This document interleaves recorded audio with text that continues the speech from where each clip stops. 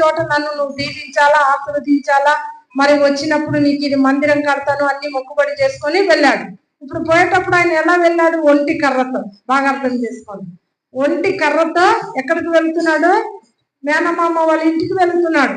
మేనమామ వాళ్ళ ఇంటికి వెళ్ళినప్పుడు మేనమామ బాగానే అక్కడ వెళ్ళాడు, కలుసుకున్నాడు, చూసినాడు, వాళ్ళతో మాట్లాడినాడు. మేనమామకి 2 కుమార్తెలు. ఎంతమంది?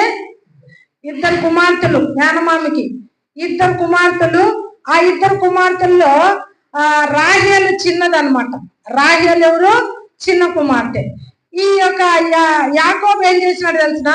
రాహేలు ఏమైతుందంటే చాలా అందంగా ఉంటది, చాలా అందంగా ఉంటది రాహేలు. ఈ పెద్ద కుమార్తె లేయా. పెద్ద కుమార్తె ఎవరు? లేయా. ఆయమ్మ ఏం తెలిసిన? జబ్బు కళ్ళు. ఆయమ్మ కళ్ళు సరిగా ఉండవు. ఎప్పుడు జబ్బు కళ్ళు అంటే ఏం తెలిసిన? పిసిరు కడతా ఉంటది కళ్ళు. ఆ కళ్ళు పిసిరు కడతా ఉంటది, ఎప్పుడు పిసిరు కడతా ఉంటది.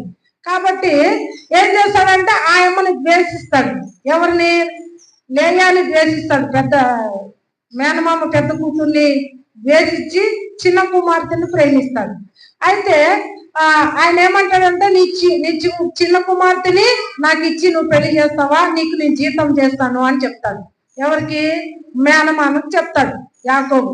చెప్తే సర్లేపా, వానికి ఎవరికో ఇచ్చేది ఎందుకు, నీవు ఎట్లా నా చెల్లెలు కొడుకు కదా, సరే నీకు ఇస్తానులే, నువ్వు కొలువు చెయ్యి అంటే. ఎన్ని సంవత్సరాలు అంటే 7 సంవత్సరాలు. సరే 7 సంవత్సరాలు ఏం చేస్తాడు? కొలువు చేస్తాడు. ఎవరి కోసము? రాయేలు కోసం. ఆమెను ప్రేమించుతాడు, ఆమె అందంగా ఉంది, ఆమె కోసం ఎన్ని సంవత్సరాలు కొలువు చేస్తాడు? 7 సంవత్సరాలు కొలువు చేస్తాడు. 7 సంవత్సరాలు కొలువైన తర్వాత ఆ మామ దగ్గరికి పోయి అడుగుతాడు, మామ ఈ 7 సంవత్సరాలు అయింది, నా గడువు తీరిపోయింది, మరి నువ్వు చెప్పిన మాట ఏంటిది అంటే, సరే నాయనా నేను మాట తప్పును, నేను మాట ఇస్తాను.